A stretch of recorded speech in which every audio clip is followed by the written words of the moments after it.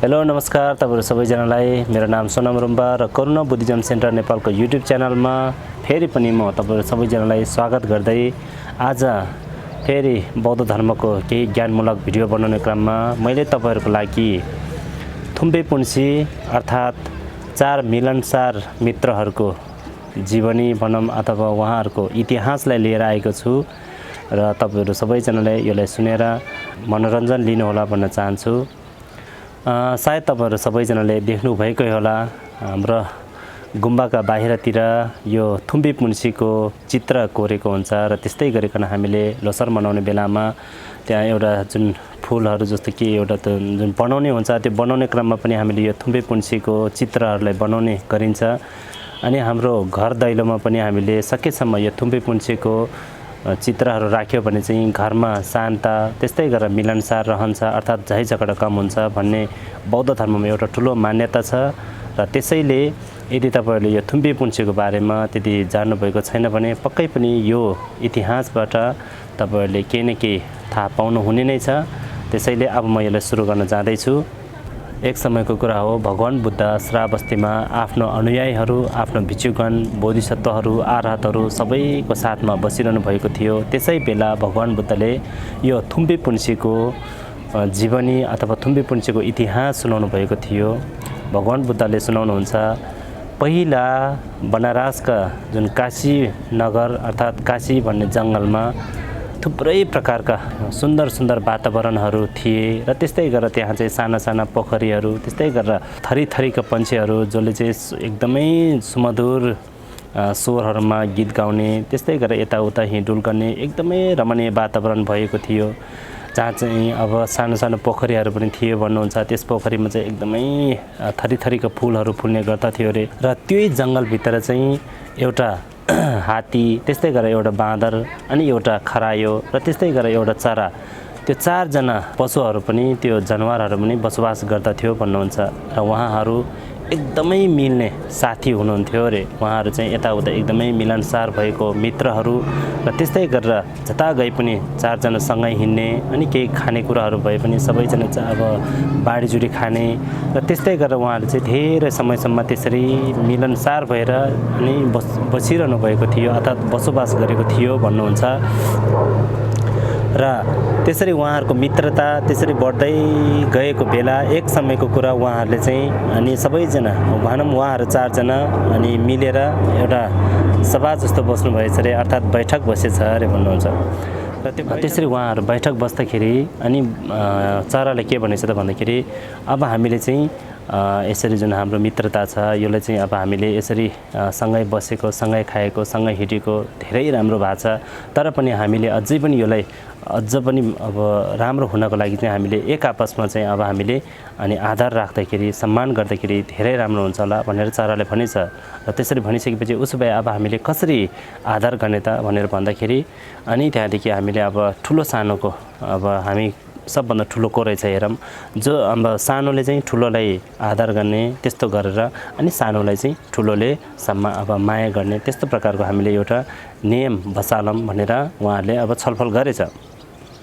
र त्यसरी छलफल गरिसकेपछि अनि उसो भए ठिकै छ नि त अब हामीले ठुलो सानो चाहिँ कसरी चिन्ने त भनेर अनि उहाँहरु चार जनाले फेरि अब त्यसरी छलफल गर्दाखेरि अनि त्यतिखेर चाहिँ हात्तीले भनेछ, अब हामी जो चाहिँ बलियो छ जसले चाहिँ धेरै चीजहरु उठाउन सक्छ अब धेरै घरुङ्गो चीजहरु वजनहरु उठाउन सक्छ त्यसलाई चाहिँ हामीले ज्येष्ठ मानौं त्यसलाई ठुलो मानौं र जो चाहिँ त्यसमा कमजोरी छ त्यसलाई चाहिँ हामीले सानो मानौं भनेर अनि त्यसरी भन्दाखेरि अनि त्यसमा चाहिँ चारै जना सहमति हुन गाह्रो भएछ अर्थात् त्यसमा सहमति स्वीकार्य भएनछ।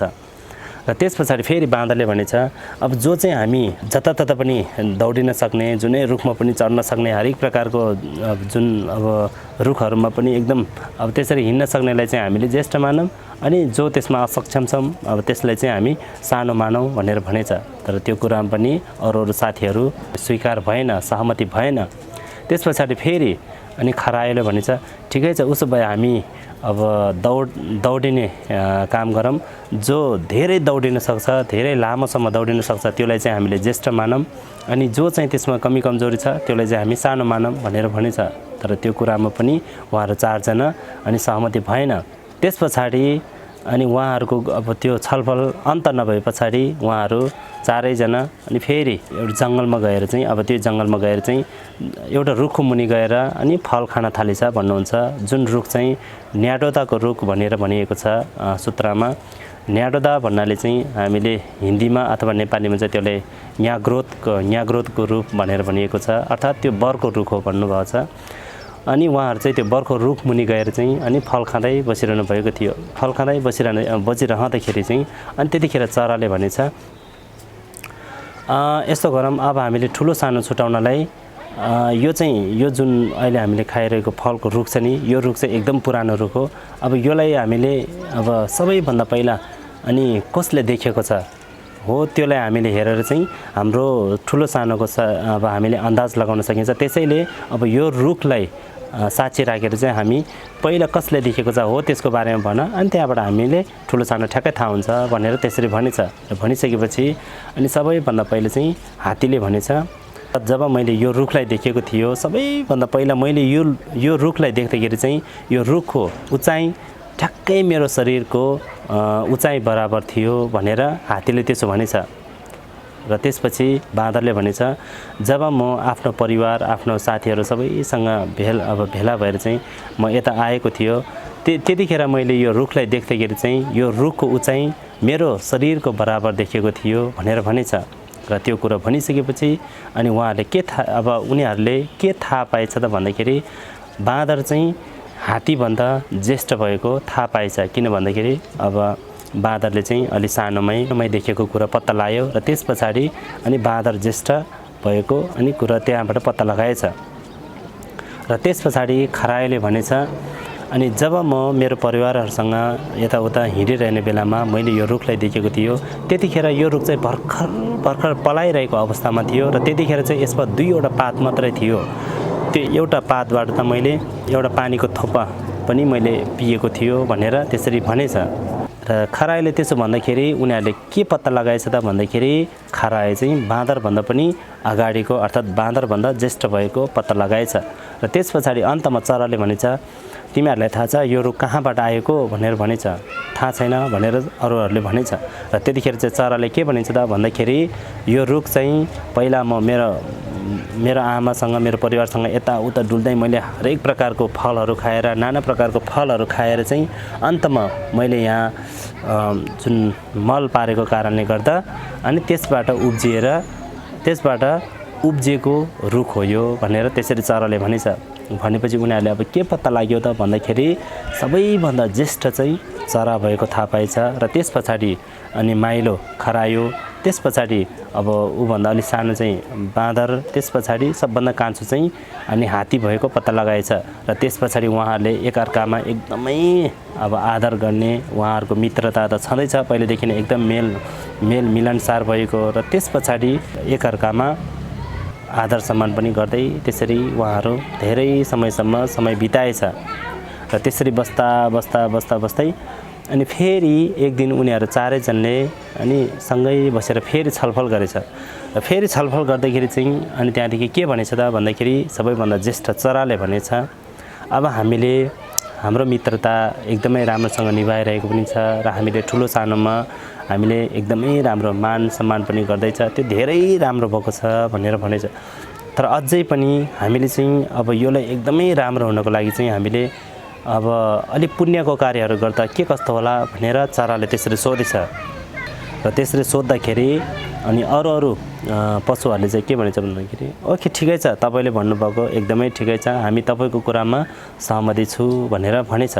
त्यस पछाडि अब उसो भए हामीले अब पुण्य चाहिँ कसरी गर्ने त, हामीले पुण्यको कार्य चाहिँ कसरी गर्ने भनेर अनि अरूहरूले सोद्धाखेरि अनि चराले भनेछ अब हामीले अब हिंसा त्याग्दाखेरि कस्तो होला, हामी चाहिँ सकेसम्म अब हिंसा त्यागेर बसौँ भनेर भनेछ।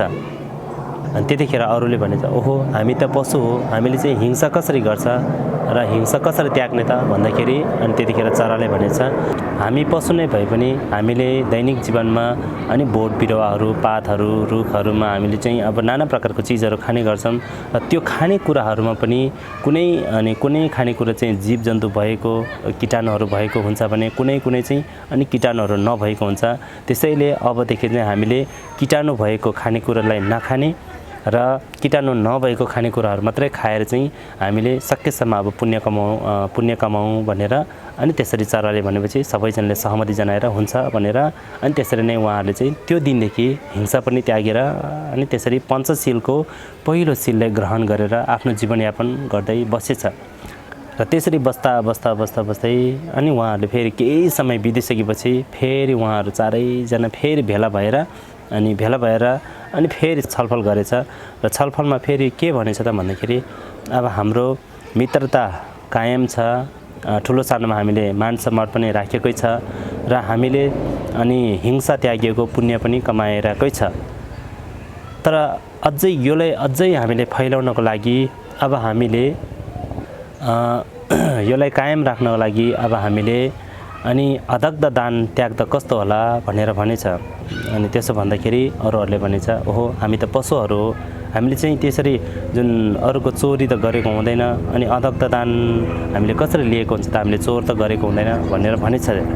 अनि त्यसरी भन्दाखेरि अनि त्यतिखेर फेरि चराले के भनेछ त भन्दाखेरि हामीले खाने जुन बोट बिरुवाहरू अनि जुन पातहरू छ त्यो बोट बिरुवाहरू त्यो चिजहरू चाहिँ कतिपय मान्छेको अधीनमा भएको हुन्छ भने कतिपय चाहिँ मान्छेको अधीनमा नभएको पनि हुन्छ।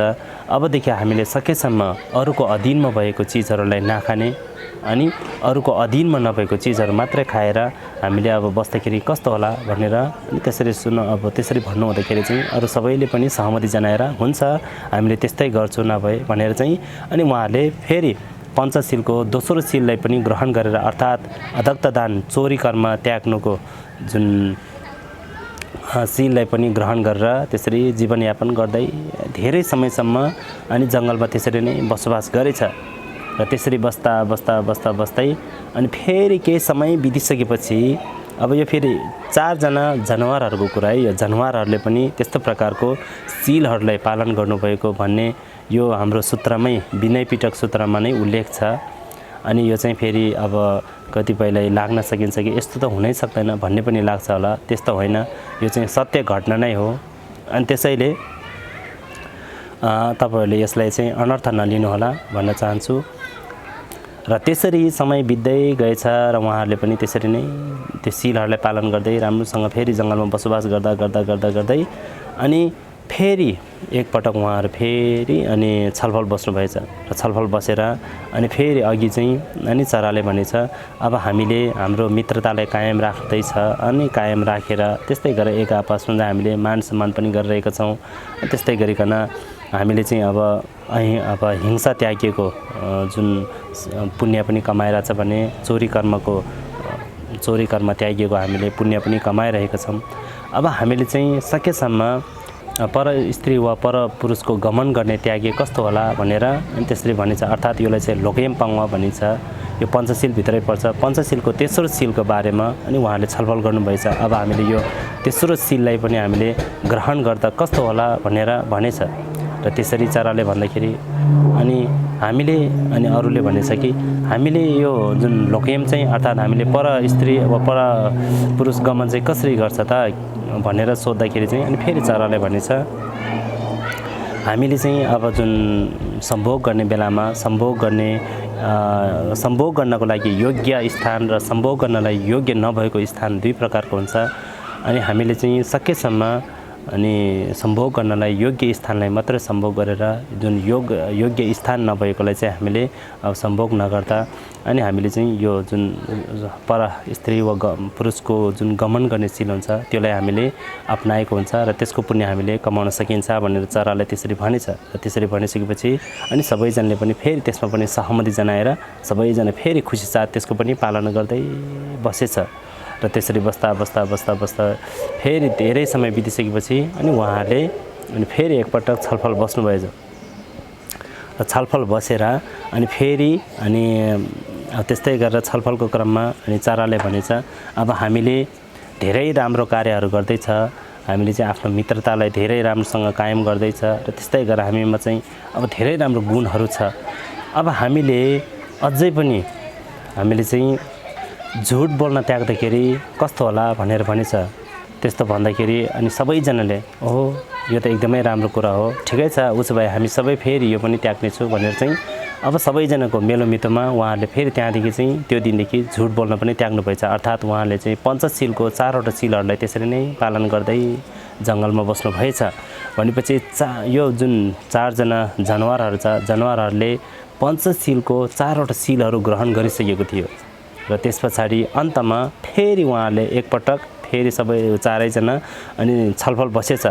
त्यसरी छलफल बसेर अब हामीले अब त्यतिखेर फेरि चराले भनिन्छ अब हामीले जुन मादक पदार्थहरू छ, मादक पदार्थलाई पनि त्याग्दाखेरि चाहिँ कस्तो होला भनेर भन्दाखेरि मादक पदार्थ भन्नाले अब हामीले कस्तोलाई बुझिन्छ, अब के कसरी त्याग्ने भनेर अरूहरूले सोधेछ। त्यसरी सोद्धाखेरि चाहिँ अनि त्यो चराले भनेछ हामीले खाने जुन चिजहरू छ, जुन बोट बिरुवाहरू, जुन पातहरू छ, त्यसमा कतिपयमा अनि मादक पदार्थ विषालु चिजहरू भएको पनि हुन्छ भने कतिपयमा चाहिँ त्यस्तो नहुने चिजहरू पनि हुन्छ।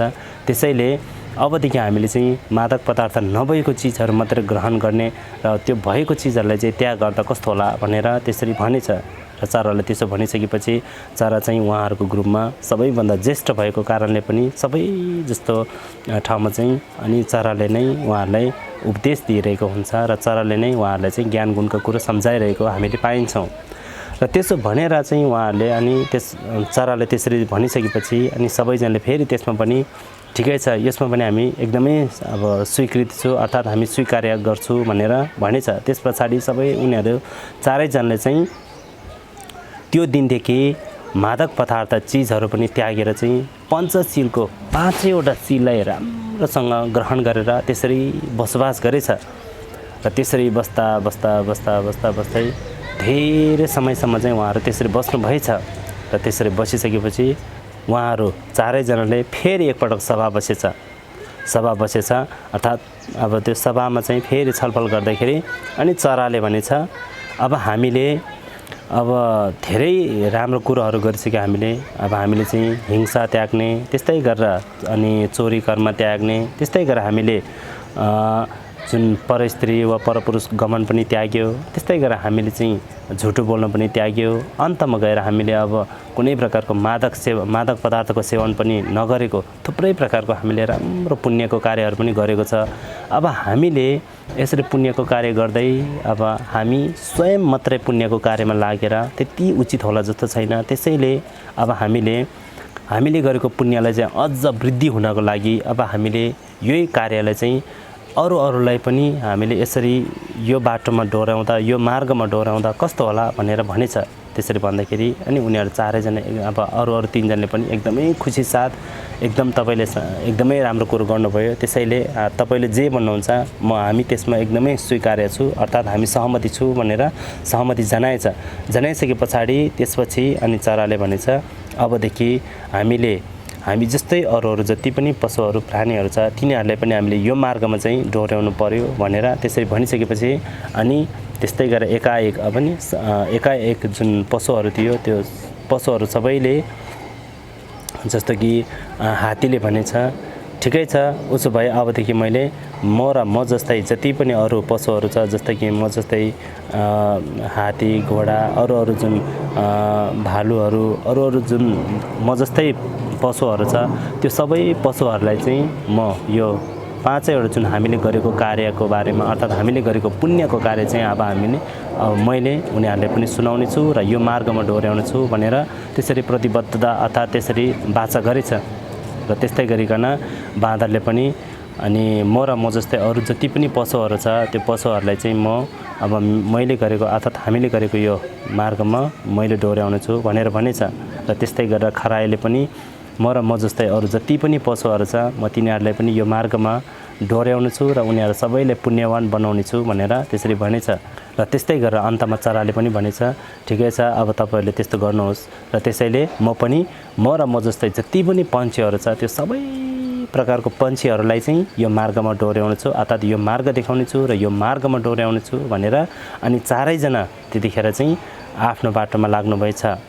भनेपछि यो कार्य चाहिँ अब एकदमै ठुलो कार्य हो खास भन्नुपर्दा, तर यहाँ चाहिँ कुनै व्यक्तिले गरिरहेको हामीले देखिँदैन। यो इतिहासमा यो जीवनीमा चाहिँ अनि 4वटा जनावरहरूले यस्तो प्रकारको कार्यहरू गरेको हामीले पाइरहेको छ अथवा हामीले चाहिँ बुझिरहेको छ यो जीवनीबाट। र त्यसरी त्यो 4वटा पशुहरू चाहिँ त्यसरी छलफल गरेर अनि आफ्नो बाटोमा लागेर उनीहरूले चाहिँ जति पनि त्यो काशीको जङ्गलभित्र भएको पशुहरू छ त्यो पशुहरूलाई चाहिँ सबैलाई त्यसरी पञ्चशीलको मार्गमा डोर्याएर चाहिँ उनीहरूले अनि जङ्गलै पुरै एकदमै रमणीय जहाँ चाहिँ सबै पशुहरूले पनि अब प्रत्येक जनावरले त्यो पञ्चशीलहरूको अनि पालन गर्दै एकदमै पुण्य कमाइरहेको त्यस्तो प्रकारको वातावरण भयो भन्नुहुन्छ। र त्यो काशीको जङ्गलमा चाहिँ एकदमै त्यस्तो रमणीय वातावरण भएको र त्यो काशीको जङ्गलमा मात्र नभएर पुरा काशीको वरिपरि पुरा वनराजको पुरै त्यो क्षेत्रमा पनि एकदमै सुख र शान्ति भएको देख्नुभएछ। र त्यसरी एकदम रमणीय वातावरण सबै कुराले युक्त भएको त्यस्तो भएको थाहा पाएर अनि त्यहाँको राजा जुन वनराजको राजा थियो त्यतिखेर चाहिँ राजा अब टिबेटन अक्षरमा चाहिँ उहाँको नाम ग्याल्बो छाङजिन भनेर लेखिएको छ। अनि त्यो राजा चाहिँ ओहो मेरो देशमा त म भएको जुन ठाउँमा यस्तो प्रकारको सबै कुराले युक्त कुनै कुराको पनि यहाँ अभाव नभएको अनि यो चाहिँ के कुराले के कारणले चाहिँ यस्तो भएको होला। अब कुनै कुराको पनि कमी कमजोरी छैन यहाँ हरेक कुराले चाहिँ युक्त छ जे चाहियो त्यही छ कुनै प्रकारको चिजको यहाँ अभाव छैन। के कारणले भएको होला यो मेरो आफ्नो पुण्यले गरेर भएको हो कि कसको कारणले चाहिँ यस्तो भएको होला भनेर चाहिँ अनि राजाको मनमा एकदमै खुल्दुले लागेछ। र राजाको मनमा त्यसरी खुल्दुले लागेर अनि राजाले यताउता त्यहाँदेखि अनि कसैले सोधम भनेर चाहिँ अनि उहाँले मनभित्रैदेखि खुल्दुली भएर चाहिँ यताउता कोही खोज्दाखेरि चाहिँ त्यही काशीको अनि काशी नगरमा चाहिँ एकजना पञ्चशक्ति युक्त भएको एकजना ऋषिमुनि पनि बसोबास गर्दथ्यो भन्नुहुन्छ। र त्यसरी त्यो कुरा चाहिँ राजाले थाहा पाइसकेपछि त्यो राजा चाहिँ त्यो ऋषिमुनिकोमा जानुभएछ र त्यस पछाडि उहाँले आफ्नो मनमा लागेको कुराहरू चाहिँ अनि त्यो ऋषिलाई अथवा त्यो ध्यानी पुरुषलाई सोध्नुभएछ। हे ध्यानी पुरुष हे ऋषि अनि मेरो देशमा चाहिँ यस्तो प्रकारको सबै कुराले युक्त भइरहेको छ यो चाहिँ के कारणले भएको हो यो मेरो कुन जुनीको पुण्यले गर्दा चाहिँ यस्तो भएको हो भनेर त्यसरी राजाले सोधेछ। र त्यसरी राजाले सोधिसकेपछि अनि ऋषिले के भनेछ त भन्दाखेरि हे राजन यो चाहिँ तपाईँको पुण्यले गरेर अर्थात् तपाईँको पुण्यको कारणले गरेर यसरी यो हाम्रो तपाईँको देशमा यसरी खुसी र सुख यस्तो भएको होइन र तपाईँको जनताको कारणले पनि होइन भनेर भन्नुभएछ। उसो भए यो के को कारणले त के को फलस्वरूप चाहिँ यस्तो अब सबै कुराले युक्त भइरहेछ भनेर फेरि भन्दाखेरि चाहिँ अनि त्यतिखेर ऋषिमुनिले भनेछ यो काशीको जङ्गलमा 4 जना मिलनसार जो एकदमै मिल्दो मित्र भएको 4 जना पशुहरू बसोबास गर्छ जो चाहिँ एकजना हात्ती छ एउटा बाँदर छ एउटा खरायो छ एउटा चरा छ। यो 4 जनाले चाहिँ अनि उनीहरूको एकदमै मित्रता राम्रो छ र उनीहरूले चाहिँ 5वटा सील ग्रहण गरेर उनीहरू बसोबास गरेको र उनीहरूले त्यो 5वटा सीललाई चाहिँ आफूले मात्र लागू नगरेर अरूहरूलाई पनि सुनाएर चाहिँ उनीहरूले धेरै पुण्य कमाएको कारणले गर्दा तपाईँ बसेको देशमा तपाईँको क्षेत्रमा चाहिँ हरेक कुराले युक्त भएको र तपाईँको क्षेत्र नै पुरा रमणीय बनेको यहाँ चाहिँ कसैले पनि दुःख पाउन नपरेको कारण त्यो हो राजन भनेर त्यसरी ऋषिले सुनाउनु भएछ। र त्यस पछाडि अनि राजा एकदमै खुसी भएछ ओहो कस्तो प्रकारको अनौठो कुरा यो पशुले पनि यस्तो प्रकारको अब पुण्य कार्य गरेर चाहिँ पुरै देश नै अनि यस्तो रमणीय बनाउने यस्तो खुसियाली बनाउने अनि यस्तो प्रकारको कुरा त यस्तो प्रकारको सील चाहिँ म आफैले पनि ग्रहण अनि त्यहाँदेखि फेरि ऋषिमुनिलाई उहाँले फेरि एउटा के अनुरोध गरेछ भन्दाखेरि उसो भए जुन त्यो पशुहरूले गरिरहेको पुण्य जुन पञ्चशीलहरू छ त्यो शीलहरू चाहिँ मैले लिन मिल्छ कि मिल्दैन भनेर भन्दाखेरि चाहिँ अनि त्यहाँदेखि अवश्य मिल्छ भनेर अनि त्यो ऋषिमुनिबाट चाहिँ त्यो राजाले ग्याल्बो छाङजिनले पनि अनि त्यो पञ्चशील ग्रहण गर्नुभएछ र पञ्चशीलको ग्रहण गरेर चाहिँ अनि आफूले घरमा गएर आफ्नो रानीलाई त्यस्तै गरेर आफ्नो दरबारमा गएर भनौँ न आफ्नो दरबारमा गएर चाहिँ आफ्नो रानीलाई त्यस्तै गरेर आफ्नो मन्त्रीगणहरूलाई र त्यस्तै गरेर बिस्तारै गरेर चाहिँ अनि पुरै जनताहरूमा पनि जनता माझमा पनि उहाँले चाहिँ पञ्चशील ग्रहण गर्न लगाएर चाहिँ पुरै सबैजनाले पञ्चशीलको अभ्यास गर्नु भएर चाहिँ त्यो ठाउँमा चाहिँ एकदमै खुसियाली भएको थियो। त्यो क्षेत्रमा चाहिँ कुनै प्रकारको दुःख व्याधि नभएको र पुरा अनि वनराजको क्षेत्र नै खुसियालीले छाएको थियो भन्नुहुन्छ। र बिस्तारै त्यस्तै गरेर राजाले चाहिँ अरू देशको राजाहरू अरू क्षेत्रको राजाहरूलाई पनि त्यसरी नै पञ्चशीलको अनि जुन अभ्यासलाई लिन लगाएर अभ्यास गर्न लगाएर चाहिँ पुरा जगतमा नै त्यसरी पञ्चशीलको चाहिँ अभ्यास गरेर जगत नै कल्याण भएको थियो भनेर चाहिँ अनि भन्नुहुन्छ।